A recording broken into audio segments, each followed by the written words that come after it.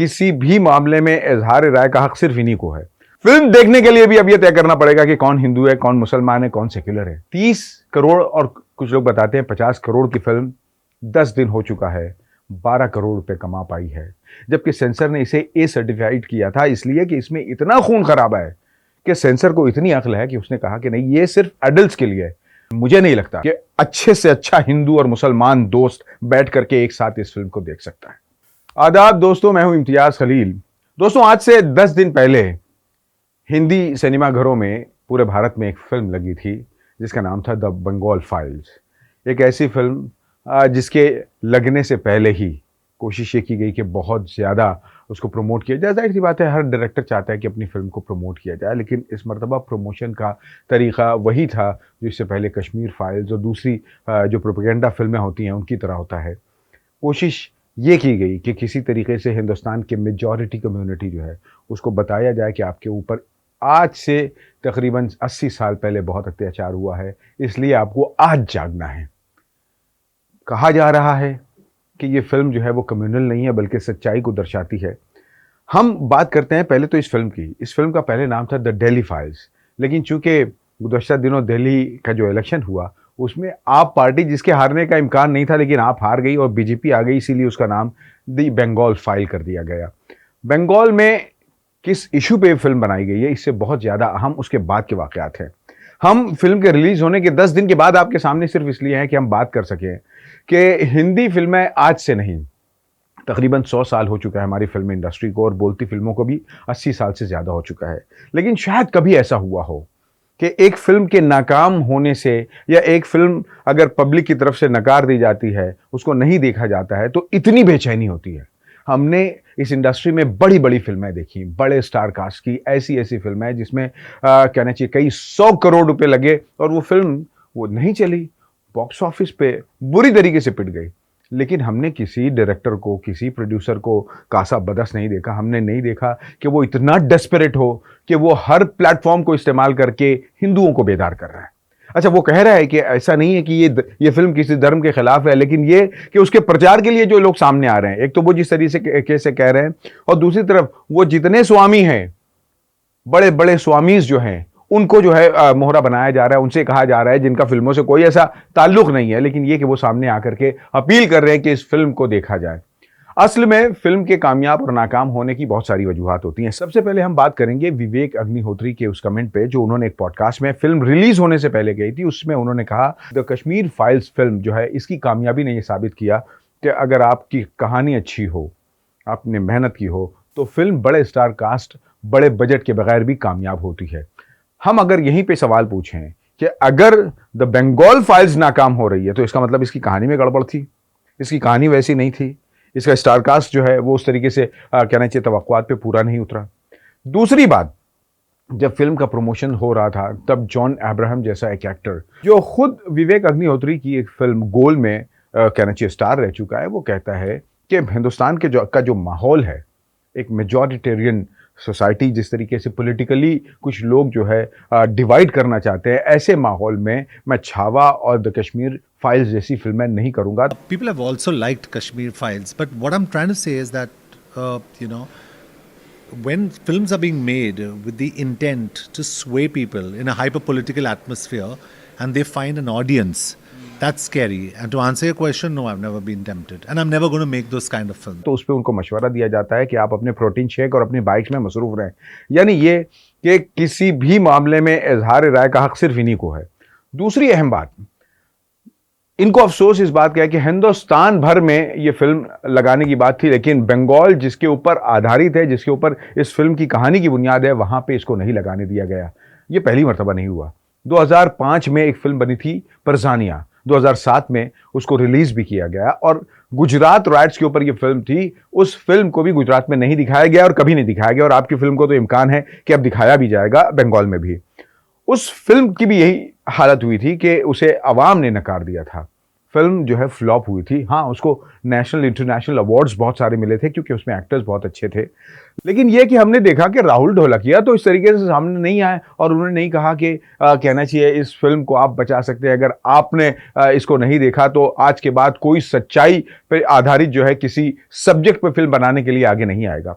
उन्होंने तो इस तरीके की कोई अपील नहीं की। और इस तरीके से दूसरे भी एक्टर्स हमने देखा, शाहरुख, आमिर और सलमान, बड़ी फिल्म है तग्स ऑफ हिंदुस्तान और लाल सिंह चड्ढा जैसी, अमिताभ बच्चन, आमिर खान जैसे स्टार कास्ट के बावजूद ये फिल्में फ्लॉप हुई। उसके बाद शाहरुख खान की फिल्में फ्लॉप हुई। इन लोगों ने अपनी फिल्मों पे जो फ्लॉप हुई इन्होंने उस पर हंस करके ये कहा कि हमसे गलती हुई। विवेक रंजन अग्निहोत्री कब इस बात का एतराफ़ करेंगे कि उनसे गलती हुई? अच्छा, फिल्म इतनी बड़ी है, ठीक है, आपको कहना चाहिए आसानी लग रही थी कि एक ऐसे मुल्क में जहाँ पे 80% हिंदू रहते हैं वहाँ पे उनके खिलाफ हुए मजालिम, उनके खिलाफ हुए अत्याचार के ऊपर एक फिल्म बनाई जाए तो लोग उसे देखेंगे। उसमें बड़े स्टार कास्ट की ज़रूरत नहीं है, बड़े बजट की ज़रूरत नहीं है, तो ऐसी फिल्म बनाई जाए, इसलिए आपने इस फिल्म को चूज़ किया। लेकिन आपसे सबसे बड़ी गलती हुई इसकी लेंथ, इतनी बड़ी लेंथ, 3.5 घंटे की फिल्म। ये बुनियादी तौर से ज़्यादा अगर हो सकती थी तो ये एक डॉक्यूमेंट्री फिल्म हो सकती थी, लेकिन आपने उसको स्ट्रेच किया। फिर आपको लगा कि जुल्म इतना बताओ कि हिंदू जो है वो बेदार हो जाए और वो ज़रूर आकर के हर हर महादेव और वंदे मातरम कहते हुए जो है वो इस फिल्म को देखे, थिएटर को भर दे। लेकिन इस मुल्क का हिंदू बुनियादी तौर पे सेक्युलर है। आप 1-2 मरतबा से ज़्यादा इसको बेवकूफ़ नहीं बना सकते।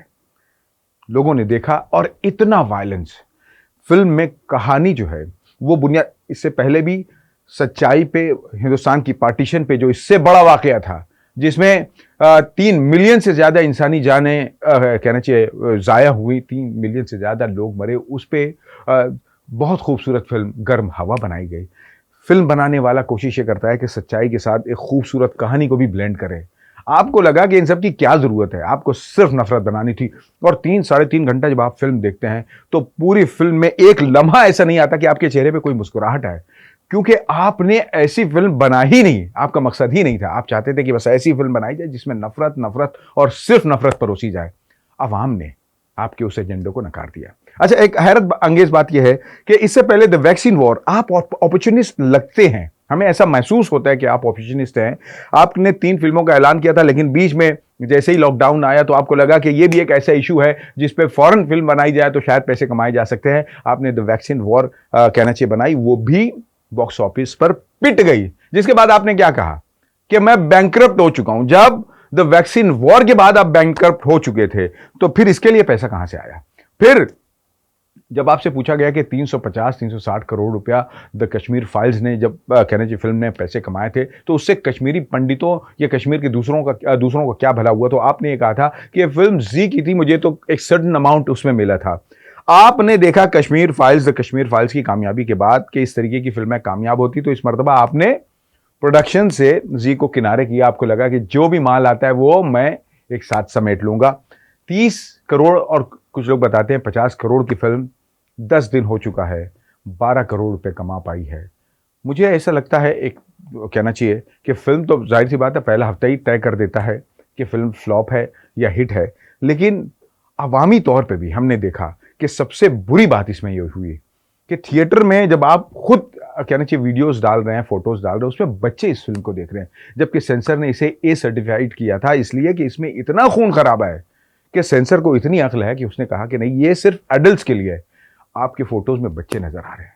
आप सोचेंगे जो बच्चे इस फिल्म को देखेंगे, जो नौजवान इस फिल्म को देखेंगे, इस मुल्क में ऐसे बहुत सारे वाकयात हुए। सच्ची बात तो यह है कि तकसीम, भारत का जो विभाजन हुआ, जो हमारा डिवीजन हुआ, उस दौरान हमने अपने लोगों को इतना मारा है कि 190 साल के राज में अंग्रेजों ने हम पे उतना जुल्म नहीं किया। यह सच्चाई है कि हमने एक दूसरे को मारा है, लेकिन आज उसकी क्या जरूरत है? आज उस सच्चाई को जिस अंदाज में आप पेश करना चाह रहे हैं, उससे ये कि इस देश को क्या, आज जो चैलेंजेस है हमारे मुल्क के सामने, आर्थिक चैलेंजेस हैं, दूसरी बात हमारे नेबर्स के साथ जो कहना चाहिए नेबरिंग कंट्रीज में जो चीज़ें हो रही हैं, तो ऐसा लगता है कि शायद इसमें कुछ पॉजिटिव चीज़ें हैं जिसमें हम अपने यूथ को यूनाइट कर सकें। आप कहते होगे कि बटोगे तो कटोगे, तो हिंदुस्तान के मुसलमानों को और दूसरी माइनॉरिटीज को बांट देने के बाद आप कहां से यूनाइटेड रहोगे? तो सच्ची बात तो है कि जब बात हो रही है यूनाइट होने की, तो सबको यूनाइट, आप, मुझे नहीं लगता कि अच्छे से अच्छा हिंदू और मुसलमान दोस्त बैठ करके एक साथ इस फिल्म को देख सकता है। जिस अंदाज में इस फिल्म को जब हमने देखा, हैरान रह गए। एक एक मंजर में जिस तरीके से नफरत, कुछ वाकयात जरूर हुए हैं और उनसे हमें भागना भी नहीं चाहिए। हमें अपनी हिस्ट्री से यही सीखना है कि वो जो डिवीजन था और अंग्रेजों का वो जो खेल था, हम उसके ट्रैप में आ गए। आज हम किस ट्रैप में आ रहे हैं? आज हमें कौन मजबूर कर रहा है कि हम आपस में लड़ें? और मुझे यह लगता है कि एक तरफ तो यह महसूस होता है कि इस फिल्म की नाकामी से और इस तरीके की बेशतर फिल्में, देखिए जितने लोगों ने फिल्म बनाई, कहना चाहिए एक्सीडेंटल प्राइम मिनिस्टर से लेकर के फिर आप देखिए सावरकर के ऊपर फिल्म बनती है, उसके बाद 12 हम दो हमारे 12 फिल्म बनती है। इस तरीके की बहुत सारी फिल्में बनती है और सिर्फ एक कम्युनिटी को टारगेट करते हुए ये फिल्में बनाई जाती है। लेकिन हिंदुस्तान के जो बेदार मगज लोग हैं वो अब कहना चाहिए बोर हो चुके हैं इनसे। आप जैसे लोगों को, वैसे भी आप कह रहे हैं कि अब तो मैं खत्म हो चुका हूं, लेकिन वो जो दूसरे लोग हैं, और इससे पहले हमने देखा कि उदयपुर फाइल्स का क्या हश्र हुआ और अमित जानी जिस तरीके से चिल्ला रहे थे और मुसलमानों को मुबारकबाद और हिंदुओं को गालियां दे रहे थे। आप अपने दर्शकों को इस तरीके से गालियां देते हो, ये आप कौन होते हो? आपका काम फिल्म बनाना है। फिल्म बनाने के बाद पब्लिक डोमेन में जब ये फिल्म चली जाती है, उसके बाद पब्लिक तय करती है कि ये फिल्म अच्छी है, बुरी है, इसे देखना है या नहीं देखना है। आप लोगों को गालियां दे रहे हो, आप लोगों से कह रहे हो कि आप हिंदू नहीं हो। यानी इस हिंदुस्तान में फिल्म देखने के लिए भी अब यह तय करना पड़ेगा कि कौन हिंदू है, कौन मुसलमान है, कौन सेक्युलर है। मुझे लगता है कि जो पब्लिक ने किया वो तो सही किया, लेकिन जितने लोगों ने इसे देखा वो भी बहुत खतरनाक है। महात्मा गांधी, जिसको हम कहना चाहिए अमन का दूत कहते हैं, जिसे हम मैसेंजर ऑफ पीस कहते हैं, महात्मा गांधी को जिस लाइट में पेश किया गया है, जिस तरीके से तोड़ मरोड़ करके पेश किया गया है, यह मुल्क आपको कभी माफ नहीं करेगा। सिर्फ और सिर्फ अपने कमर्शियल गेन के लिए आपने सच्चाई को जिस तरीके से डिस्टॉर्ट करने की कोशिश की है, हमें लगता है कि यह मुल्क उसके लिए कभी आपको माफ नहीं करेगा।